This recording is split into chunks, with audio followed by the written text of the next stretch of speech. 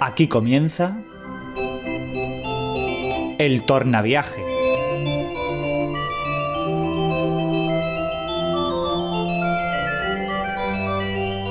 Preguntas y respuestas para conocer la historia y comprender nuestro tiempo.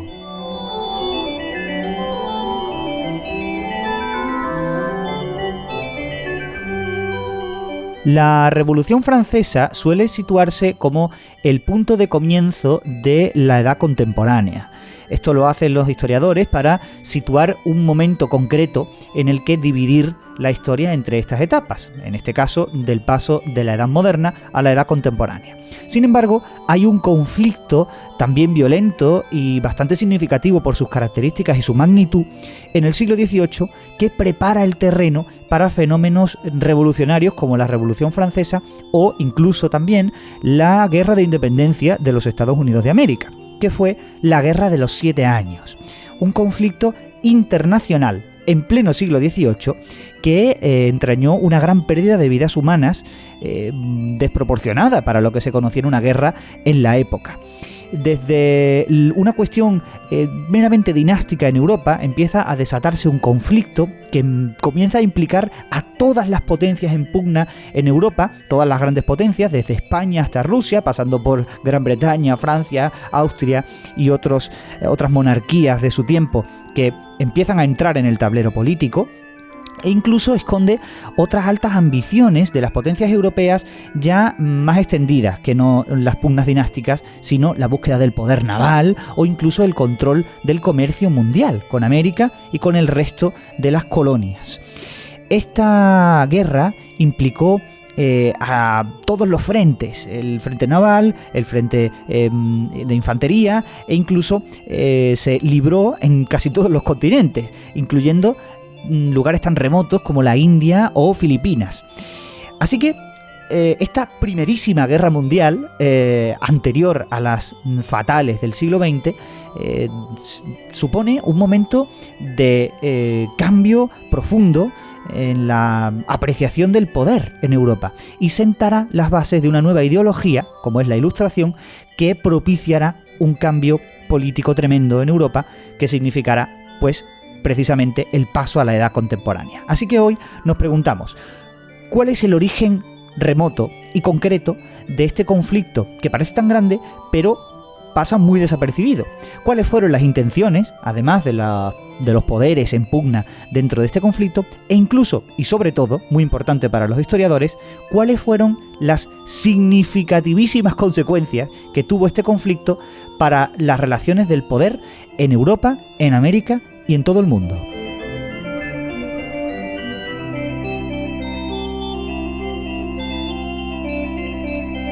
Soy Jesús Francisco Molina y hoy es 26 de noviembre de 2022. Bienvenidos al Tornaviaje.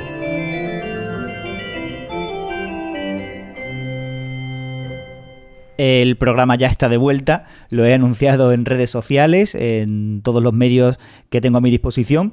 Después de varios meses de parón, debo disculparme ante mi escasa pero respetada audiencia de mi ausencia y ahora volvemos ya para de nuevo retomar este programa cada semana, cada sábado, para volver con un poco de historia. Así que bueno, vamos al tema de hoy. El comienzo, como decíamos al principio, de la edad contemporánea suele situarse en la Revolución Francesa. A mí me gusta situar también la Revolución Americana, la Guerra de Independencia de los Estados Unidos de América. Es un fenómeno histórico lo suficientemente significativo en su época y a la altura de la Revolución Francesa e incluso anterior, con lo cual sienta algunas bases que propicia un cambio muy significativo para su momento. De hecho, los Estados Unidos serán una potencia creciente desde aquel momento hasta hoy, y todavía es creciente, o sea que no conviene obviarlo. Esto es importante saberlo para el tema que nos toca abordar hoy, porque la Guerra de los 7 Años, que es de la que vamos a hablar, tiene dos focos fundamentales, uno en Europa y otro en América. Y el foco americano, aunque no fue el más violento, sí que fue en el que se jugaron las intenciones más altas que buscaban las potencias enfrentadas en este conflicto, que eran sobre todo las intenciones de expansión colonial y de control del comercio mundial, sobre todo del control del comercio con América. Así que podemos entender que el conflicto de la Guerra de los 7 Años está vertebrado por un conflicto subyacente que es el que hay entre Francia y Gran Bretaña. Esta pugna de poder que hay entre el Reino de Francia y el Reino de Gran Bretaña comienza, o más bien se consolida en torno a la Guerra de Sucesión Española, que comienza a principios de este siglo, en 1700, y dura 13 años. Este conflicto constante dura todo el siglo XVIII y convierte a Gran Bretaña y a Francia en acérrimos enemigos. No se entiende esta guerra si no comprendemos que este es el eje de todo el conflicto. Además, otra de las claves es comprender el doble frente que hay fundamental, tanto en Europa, con el conflicto alemán de por medio, como en América, con el conflicto colonial. Habrá otros frentes, por cierto, en la India, por ejemplo, en torno al asentamiento británico en Calcuta, o en el Caribe, en torno a Cuba, en la Guinea francesa, en el Golfo de Guinea en África, o incluso en Filipinas, en torno a Manila, ¿no? Las posesiones españolas que entrarán en juego cuando España también entre en esta guerra.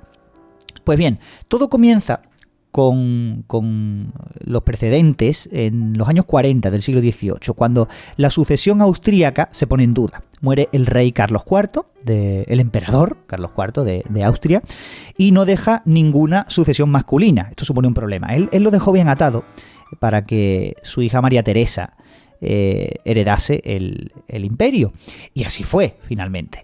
La emperatriz María Teresa fue uno de los personajes más importantes del siglo XVIII, pero no todos la reconocieron. Los monarcas de Baviera, Prusia y otros lugares pusieron en cuestión la herencia de María Teresa porque precisamente ellos mismos tenían aspiraciones al trono imperial. Tanto es así que el conflicto que se considera que causa la Guerra de los 7 Años será el que se empieza a gestar aquí en torno a la región de Silesia. Silesia es la región que podemos situar en la Polonia de hoy en día. Se encuentra en la región que es limítrofe con este país, entre este país y la República Checa. Es la región suroeste de Polonia, de la actual Polonia. Esa región estaba bajo dominio del Imperio Austriaco, del rey de Austria, del emperador, y el rey de Prusia la toma por la fuerza, haciéndose valer de su mayor ejército. De hecho, la ocupa, incluso en la paz de Aquisgrán de 1748, que acaba con todo este conflicto previo en torno a la sucesión austriaca, se reconoce el dominio prusiano de Silesia. Esta anormalidad, porque la Silesia normalmente hasta ese momento ha sido austriaca, sienta las bases para que estalle el conflicto más tarde. Y de hecho así será. Así comenzará la Guerra de los 7 Años en el frente europeo. Y otra de las pistas, además, que nos da este conflicto previo en torno a la sucesión austríaca para el posterior conflicto de la Guerra de los 7 Años es la inclusión de Rusia en todo este juego. Y es que hasta este momento el imperio ruso ha sido como un dragón durmiente. Un actor político que ha estado presente, desde luego, porque estaba ahí, pero está en la periferia europea. No podemos evitar que sea un excluido, un agente que esté apartado de toda la acción política en el centro de Europa. Sin embargo, los zares, a la sazón emperadores todavía, de emperadores y autócratas de todas las Rusias, que es como se llamaba el título, a partir de Pedro I, a principios de los años 20 del siglo XVIII, comienzan a tener una política eminentemente europea. Empiezan a incluir a Rusia en todo el juego político europeo. Y esto no acabará hasta el día de hoy. Y hoy además estamos inmersos precisamente en una guerra que aborda la cuestión de la relación de Rusia con Europa. No ha acabado esta cuestión. Así que todo este conflicto en torno a la sucesión del Imperio Austriaco marcará las cuestiones que darán luz al frente de guerra de la Guerra de los 7 Años en el centro de Europa. Sin embargo, como hemos dicho, existe otro frente, el frente americano. Y el frente americano contiene la verdadera intención de la Guerra de los 7 Años, que es la intención colonial. El conflicto franco-británico se entiende porque fundamentalmente se se gesta en la búsqueda del dominio naval y comercial con América. El foco se empieza a centrar en el comercio con América. O, dicho de otra forma, empieza a abandonar Europa. Así que el frente americano será tanto o más importante que el frente europeo para comprender la Guerra de los 7 años.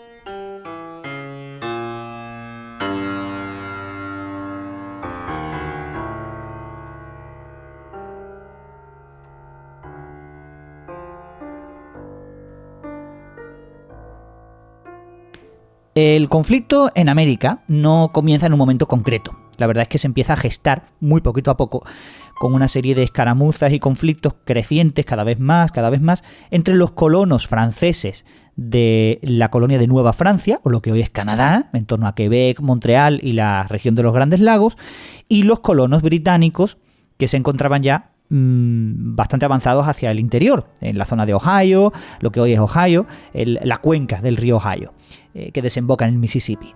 En esto también se implicaron las colonias británicas de la costa atlántica, en torno a las principales ciudades como Boston, Filadelfia, etc. Porque precisamente la comunidad política estaba bastante unida a estas colonias y en los conflictos estas colonias cada vez estaban más implicadas y más implicadas. Así que era un conflicto creciente, cada vez más, alejado, por supuesto, del núcleo político, de la metrópoli, pero era una cuestión que convenía a las cuestiones políticas tanto de Francia como de Gran Bretaña. Estaban alejados de la metrópoli, no atañían directamente a los problemas que los monarcas podían tener en sus respectivos lugares de origen, pero eran una herramienta muy poderosa. Este conflicto era una herramienta muy poderosa para sus intenciones de dominio, ya no local, sino mundial, internacional.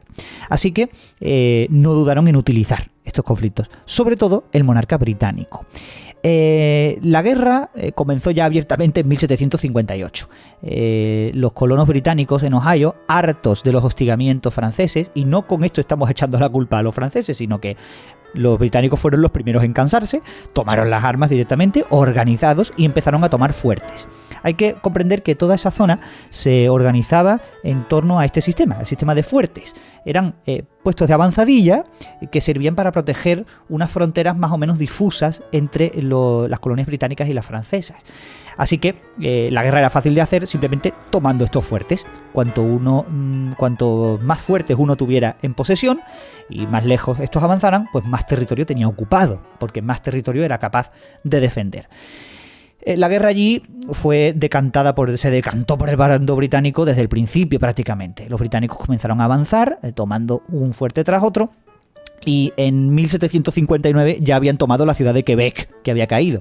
El año siguiente, en 1760, ya habían tomado la ciudad de Montreal, y los franceses les quedaba muy poquita base desde la que operar. Es cierto que hay que decir, en honor de los franceses, del bando francés, que la colonia de Nueva Francia no era ni muy habitada, ni tenía muchos recursos, ni estaba ni siquiera bien organizada. Era un intento colonial más que una colonia.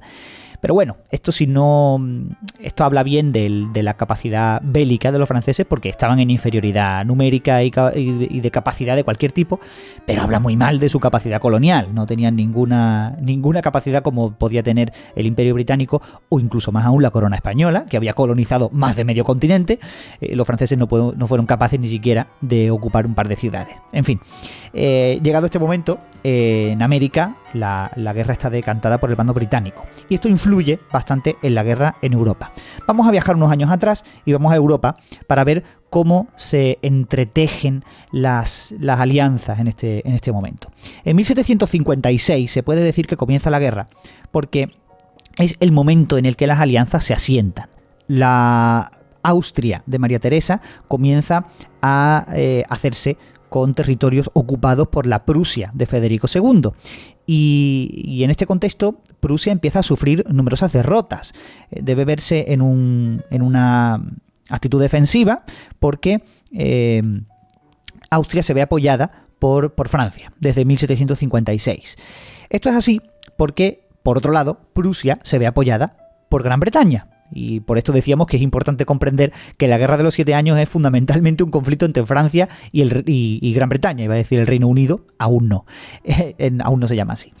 Gran Bretaña apoyó a Prusia por cuestiones fundamentalmente dinásticas. Hay que pensar que en el trono de Gran Bretaña se encuentra la Casa de Hannover, una casa alemana que precisamente por serlo tiene alianzas familiares con Prusia, con el rey de Prusia, con Federico II.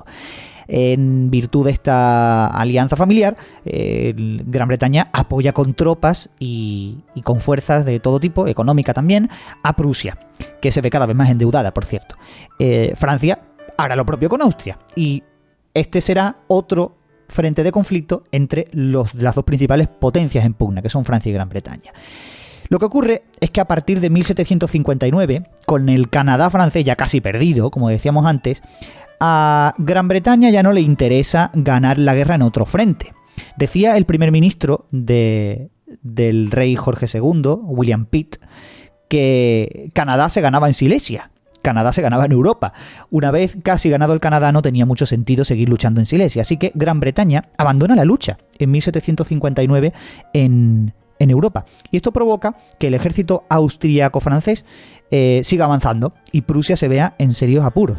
De hecho, los ejércitos de María Teresa de Austria llegan a saquear Berlín en 1760, lo cual es alucinante porque el ejército prusiano había mostrado grandes dotes en la guerra de sucesión previa, en los años 40. Hay que decir que en la alianza franco-austríaca también se encontraba Rusia, y precisamente por esto vemos que empieza a comportarse el imperio ruso como una potencia política con intención de entrar en el juego europeo.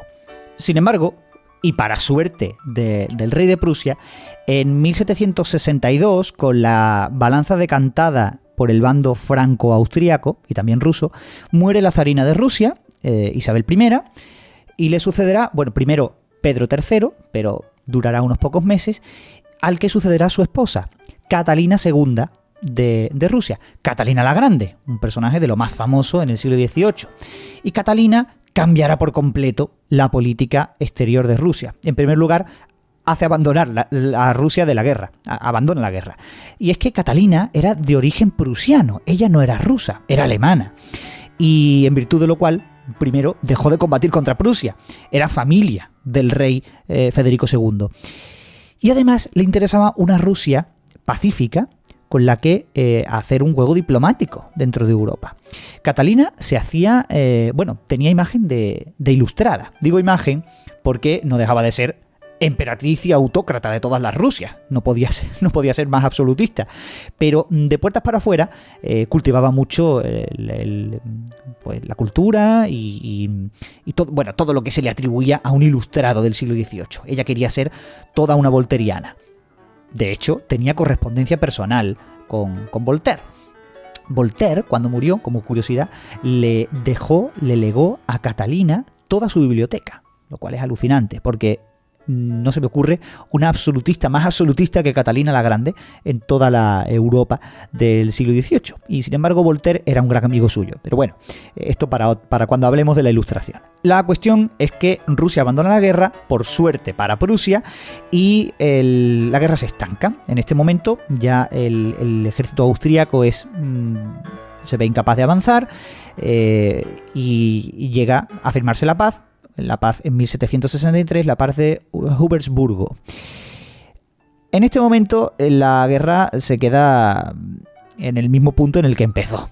Silesia no ha sido enteramente conquistada, solo ha servido para tener pérdidas humanas y ninguno de los dos bandos ha sacado tajada del asunto. Esto sentará muy mal a la élite intelectual y política de la Europa de este momento y servirá para comenzar con el descontento profundo por los regímenes que han llevado a esta situación a las potencias europeas, sobre todo las potencias centroeuropeas, Prusia y Austria. Y por esto decimos que sentará las bases de las revoluciones posteriores. El conflicto sigue en el mismo punto en otros frentes. Hemos dicho que es un conflicto eminentemente internacional, tiene muchos frentes de actuación. Por ejemplo, en el Caribe, dado que Francia había hecho entrar a la corona española en el conflicto en virtud de los pactos de familia, Gran Bretaña se vio obligada también a combatir a las colonias españolas donde se guardaba una gran potencia naval. No hay que olvidar que España seguía siendo una potencia imperial pues la más extensa de todo el mundo, ¿no? Y por eso Gran Bretaña temía que pudieran ser focos de conflicto. Sin embargo, a la corona española no le interesaba demasiado este conflicto, no ganaba nada enfrentándose, pero estaba obligada por pactos. De hecho, España perdió más que otra cosa en esta guerra, no le sirvió para nada entrar aquí. Gran Bretaña, la Royal Navy, además de ocupar bases francesas en el Caribe como Guadalupe o Martinica, también ocupó La Habana, por ejemplo, ocupó la ciudad de La Habana en Cuba, e incluso Manila en Filipinas, dos plazas fundamentales para el comercio español. Por Manila pasaba todo el comercio que se dirigía a Acapulco en el galeón de Manila, que cobraba su nombre de aquello. Todo el comercio de China y de aquella parte del mundo y de la Asia más oriental. Y en La Habana paraban los buques que se dirigían de vuelta a España cargados de plata, de la plata de las minas americanas, de México y de Sudamérica. Era terrible perder esas plazas. España no sacaba ningún beneficio y en cambio se llevaba muchos perjuicios. Con lo cual la guerra en el plano internacional estaba ganada firmemente por el Reino de Gran Bretaña. Y en virtud de esto, el bando inglés sacó el mayor beneficio de todo este conflicto. Así las cosas, se puede comprender bien cuáles son las consecuencias. Y las consecuencias para el plano internacional son muy importantes de comprender, porque es fundamentalmente lo que más nos hace entender el papel importante y significativo que tiene esta guerra en toda la historia de la humanidad. Y es que sienta las bases para los cambios sociales y políticos del siglo XVIII, que son radicales.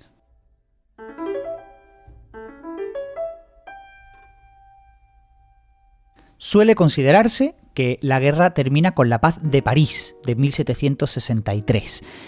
En este momento es cuando se definen las nuevas condiciones de las relaciones internacionales. Los cambios no son muy esenciales. Esto es importante, porque lo que determinará luego los cambios profundos políticos y sociales a los que nos referimos, que tienen su germen en esta guerra, no se deben a grandes cambios políticos, primero, sino más que nada a la apreciación social, a nuevos pensamientos que cobran fuerza y que encuentran en esta guerra su motivo principal para precisamente cobrar fuerza, ¿no?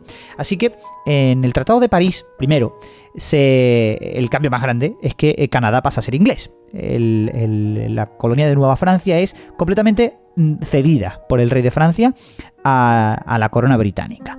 Y esto salvará a los ingleses luego, por cierto, en la guerra de independencia americana. Y es que difícilmente podrían haberse defendido los británicos de los colonos americanos sin la base de operaciones que tenían en el Canadá. La guerra habría sido mucho más corta y, bueno, no podemos hacer historia de ficción, pero bueno, desde luego habría sido muy distinta. Como consecuencia, el imperio colonial francés es prácticamente aniquilado, desaparece del mapa. Y en el plano internacional, en el comercio mundial y colonial, que es el modelo más popular en el siglo XVIII, el dominio es claramente británico. El Imperio Español sigue presente, no hay que olvidarlo. Y el comercio con América es eminentemente hispano. El comercio de España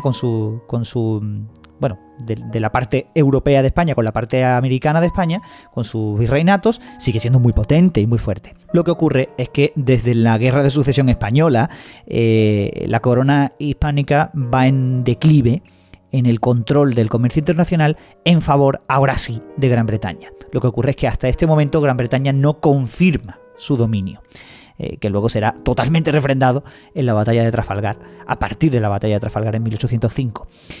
Pero eso no viene al caso. La cuestión es que la supremacía naval británica es confirmada posteriormente a la Guerra de los 7 años. En el plano europeo también hay muchos cambios, aunque no sean estrictamente visibles. Europa queda territorialmente idéntica, no hay ningún cambio mayor. Sin embargo, el equilibrio de poder se ha modificado profundamente. Para empezar, ha entrado Rusia en el juego. Como decíamos, se convierte en un actor político mirando hacia Europa, cosa que hasta este momento no ha ocurrido. Era más que nada un reino periférico y ahora es un imperio amenazante para las potencias europeas del centro de Europa, sobre todo para Prusia, que es su enemigo acérrimo. Además, Prusia, precisamente, también aparece como una nueva potencia política a considerar. Hasta este momento era un reino menor, de aquellos reinos alemanes que se desgajan del Sacro Imperio Romano Germánico. Hay muchísimos principados y poderes fragmentados en el centro de Europa. El centro de Europa no es una potencia política unificada y no lo será hasta el siglo XIX, pero Prusia empieza a ser aquí digamos que el reino que lleva la batuta en la cuestión alemana y que precisamente resolverá la cuestión alemana en favor de su propia órbita de actuación. Con todos estos cambios se asientan ya las circunstancias, el caldo de cultivo para los cambios brutales que habrá a partir de los años 70 y 80 del siglo XVIII. Luego hay que tener también en cuenta que la política desatada de conflicto por parte de los monarcas europeos empieza a hacer mella en la apreciación del régimen político por parte de la nobleza, de la élite intelectual, de la burguesía e incluso del vulgo, del común, de los mortales. Y es que el antiguo régimen empieza a resquebrajarse a raíz de esta guerra. Es el primer momento en el que vemos en el que podemos apreciar un desgaste del antiguo régimen, sobre todo en la órbita francesa. Y es que Francia había tenido una actuación desastrosa en esta guerra. Primero en el frente americano, había desaparecido su imperio colonial, había sido un fracaso el enfrentamiento con Gran Bretaña en América, y luego también en Europa, porque su alianza con Austria no había sacado ningún fruto. De hecho, la derrota fue total por parte de Francia. No había conseguido absolutamente nada. En cambio, el gasto había sido tremendo. El reino francés, estaba ya endeudado crónicamente. Era como un estado fallido. Y esta deuda crónica llevaría 20 años después a la convocatoria de los Estados Generales que darán lugar a la Revolución Francesa. Con lo cual, la propia revolución hunde sus raíces o sus causas hunden sus raíces en las consecuencias de este conflicto. La irrupción de Rusia, además, marcará un papel importante para la Ilustración en toda la gestación de estas ideas anti-antiguo régimen, contra el antiguo régimen. Y es que Catalina la Grande, a pesar de ser tan autoritaria, le dio fama a la Ilustración. Era como el modelo de monarca europea. Cosa muy curiosa, lo vemos en su relación con Voltaire, ¿no? Y es que, a pesar de ser absolutista, le daba fama a los incluso cobijo a los ilustrados. Y finalmente, la cuestión alemana comenzó a cristalizar en la política prusiana. Y es que Alemania estaba rota, lógicamente. Políticamente estaba rota y fragmentada. Y comienza aquí a nacer una especie de sentimiento nacional que Federico II sabe capitalizar muy bien. Se convierte como en el adalid de la identidad alemana. Y esto puede identificarse incluso como el germen del Estado-nación alemán. El primer Estado-nación que podemos identificar en este momento. No es todavía, por supuesto, estrictamente un Estado-nación, pero el movimiento hacia este modelo político que aparecerá en el siglo XIX empieza a gestarse en este momento. Federico II será como la génesis del nacionalismo alemán y el origen remoto de los Estados-nación.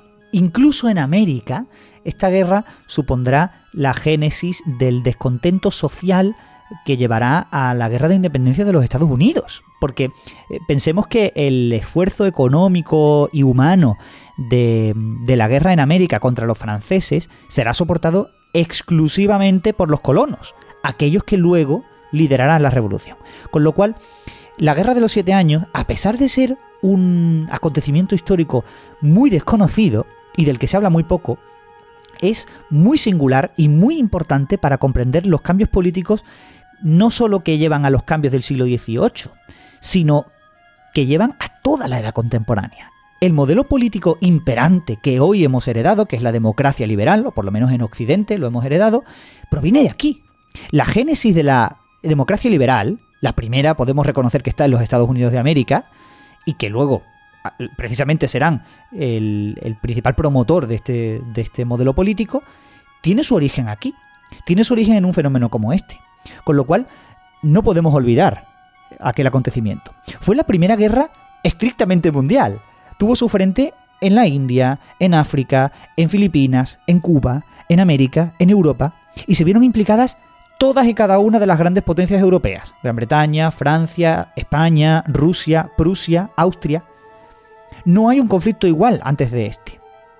Y los conflictos posteriores es verdad que serán mucho mayores en coste humano y económico. No podemos comparar las víctimas de la Guerra de los 7 años con las de la Primera Guerra Mundial, y mucho menos con las de la Segunda. Pero tampoco los hay antes. Murieron más de 1 millón de soldados en el campo de batalla. No hay cifras proporcionalmente iguales antes de esta guerra. Con lo cual, la divulgación histórica ha hecho un mal trabajo para hacer comprender el papel de la Guerra de los 7 años en los cambios políticos que llevan a nuestro mundo de hoy. No podemos olvidar aquella guerra en la que murieron tantos, en la que tantos se enfrentaron y en la que Europa cambió de una vez para siempre, no solo para dejar de ser la que era antes, sino para dejar de ser el centro del mundo.